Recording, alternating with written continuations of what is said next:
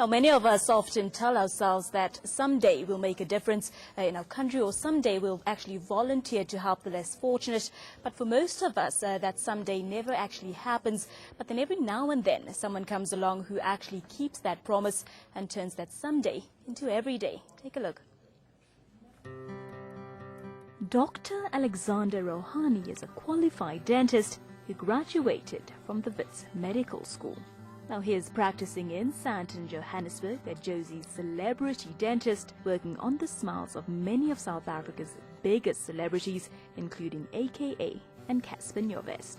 And even Casper Nyovest turns to Doctor's smile when preparing for special occasions and award ceremonies.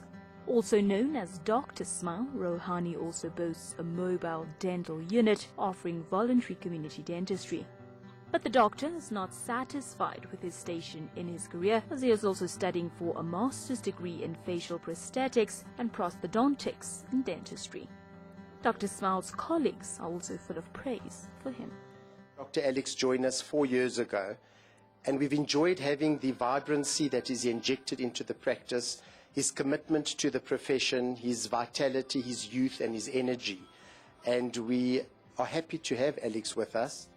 Now, Dr. Rawháni also has a less serious side. He's a model with Ice Models, having been the face of Markham's for 2 years. But his talent does not stop there. He's also a musician, and his first single, Touchdown, was launched in December 2012. Now, the multi-talented Dr. Alex also designs and makes leather accessories, and some of his top clients include international superstars Kerry Hilson and Neo. But Dr. Rawháni's biggest accomplishment is positively influencing the life of others. He worked and lived in the army in 2011 and spends his Saturday afternoons as a voluntary mentor.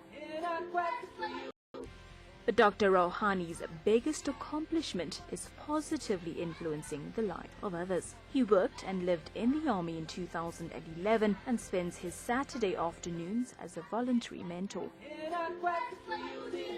Now he works to develop a strong moral and spiritual foundation for children, youth and adults around Johannesburg.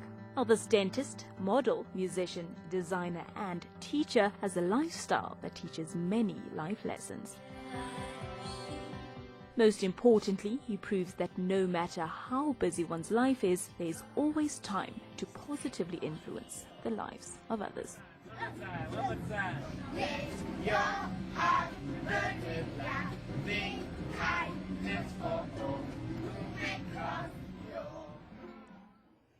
Now joining me here in studio is Dr. Smile himself. Alex, thank you for joining us on Face in the Crowd. Thank you so much for having me. Alex, you do so much. I don't know how you find the time to balance it all, but let's go back to when you were a young boy. What was the dream? What was the vision? I'm still young. Okay. No offense taken, please. No, not at all.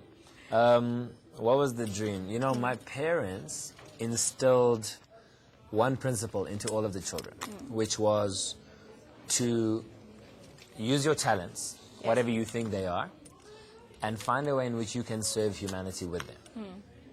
If you do that, they said to us, if you do that, we don't mind what you study. Yeah. So when I was younger growing up, I wanted to be, wanted to go into advertising and marketing and business and design and something in the health field and follow sports and all of these, a million different things. Yes. You know, everyone has always multitudes of interests. But because of the emphasis of the Baha'i faith and its teaching on service to humanity, obviously my parents really said, you know, that's what you will follow. They didn't tell me what to study though. Okay. So I took a gap year after high school, and in that gap year is the time that I tried to kind of figure out which path I would take. And find yourself. And find myself, and so I did a year of volunteer work actually in Greece with this NGO called Médecins du Monde. And basically in that time I was like, okay, I can do something in the health field and do all these other interests that I have around that. Yes. But it wouldn't work really the other way. I can't be something in the health field on the side of being a musician, on the side of being a designer or whatever be the case. Yeah. So at the time I was, what, 17, 18, and that's what I figured out. And it seemed to work up to now. Yeah. So I'm just kind of going with it. Yeah, yeah. But I guess the dream is to kind of get yourself to be as useful as possible to humanity. Now let's touch on the fact that you are a dentist and dentistry. Also your mobile unit is something that I find very interesting. Why did you decide to first of all go into dentistry, and also how did the whole issue or mobile unit come along? All right, so dentistry, again, tying on with what I just said, the whole thing about dentistry is I realized, okay, I really like working with my hands. Okay. I like working in little detail. I'm a little bit nitpicky when it comes to like detail, so that makes it good for dentistry. I like helping people smile. And it's primary healthcare, and it's something that's needed around the world. Wherever I go, people will always need healthcare and a dentist. Yeah. So in terms of that, that's why I started it. In terms of how it's grown, I've realized just how valuable it is to you and to your own personal growth to be able to improve the quality of life of an individual. And with dentistry, you can really do that. You can alleviate pain, yes, but you can so improve a quality of life of an individual by giving them a smile that they've never had or that they've lost. You just change that person's whole outlook, and that's an amazing feeling to have. The mobile unit, I was working with certain companies to be able to allow me to get into areas that don't have access to clinics. Yes. All right? And so I started this mobile unit and was very kindly supported in that. And so what I did is then it allowed me to drive into an area that had no clinical access, and I'd go to a school for about 2 weeks. I would spend time at that school, I'd get to know all the children, I'd make them like the dentist by, having a little bit of music and games and prizes and, so that, and then it starts with their screening and their treatment. And this just allowed me to get into an area of South Africa that otherwise would not be able to access dental care. Yes. And obviously this is something which I want to grow more and more. And this is the whole concept of this whole thing of Dr. Smile, is that this will grow into a thing where we have seeded mobile units or even clinical access or better access to healthcare. Well, then what is the point? How are we growing? Yeah. Now, on the topic of Dr. Smile, take us through why you feel it's so important to actually go out and reach, the less fortunate and help them in ways that they probably wouldn't have been able to get that help. Okay, so this is how I see it. Each person has been put here with a certain capacity and given certain talents. And with those talents comes responsibility. And if you are given a lot of material advantage or intellectual advantage, not that I have the intellectual advantage, but I'm just saying any individual, if you feel you have something above another person or another group of person, it's a waste if you don't use that to help the other person around you. Yes. Well, then why have you been given it?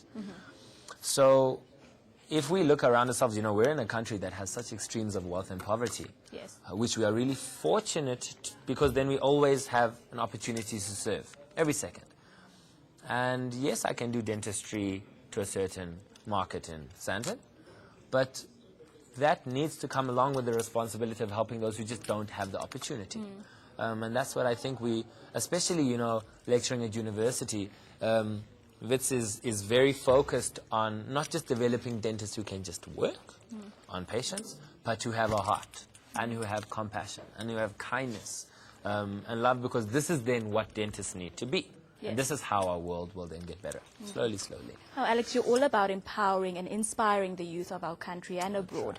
Now, you spend your personal time on a Saturday doing something very, very special. Take our viewers through that. Okay, so in terms of time, I've said before, it's unless you're using your time to serve and benefit others, it's really not helping you grow and it's not helping the world get anywhere.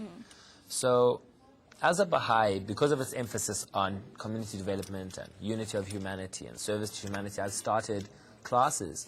And I have about 7 different classes that I do over Saturday and Sunday, just to spread the time and to allow me to get to the different areas, because they're in different areas of Johannesburg. So essentially, I drive into an area that is doing very badly in terms of the social situation, the financial situation, and these are areas which have a lot of drugs, a lot of crime, and this and that. And I drive there and I essentially park my car in plain sight so that everyone starts knowing that I'm there, and I start going and introducing myself to the parents. And I say to them, you know what? This is me. This is what I'm about. I want to try to help the community, help the children, help the youth. I'd like to start classes here once a week, if possible. And I go into that area and essentially start classes which teach virtues like generosity or kindness or love or compassion or humanity or these types of things, so that you're trying to, from the grassroots up, develop a community, right? Yes. And it's the children that need to know that why should I be kind to someone? Why should I be nice to them? Why should I not steal? Why should I not lie? We're trying to eradicate all of this crime and corruption and extremes of wealth and poverty from our country. This is where it starts. Yes. So essentially, these classes are to be able to give the children a moral compass that maybe perhaps they don't get because their parents, unfortunately, don't even have the time to. Parent, or zero parents, actually, half of the time. And so it's more there to try to help the parents themselves. From my side, and God willing, it works. You know, God willing, it has its results. Whether it's 20 years down the line, we don't know. But that's not our worry, right? Now let's touch on something less serious. You being a musician, model, designer, how do you balance all of that? And also take us through those three aspects of your career. Okay, so the designing, I always say, you know, things come out of necessity. I was someone who, as a youngster, my parents didn't just buy me whatever I wanted, or the brands that I wanted, or because if I would want something that's rather expensive, they'd say, no, you can't go and have something that expensive and then there's this person who doesn't even have shoes. It was this type of growing up. Not that I was like in prison and I couldn't get anything, but the point is they moderated what I got.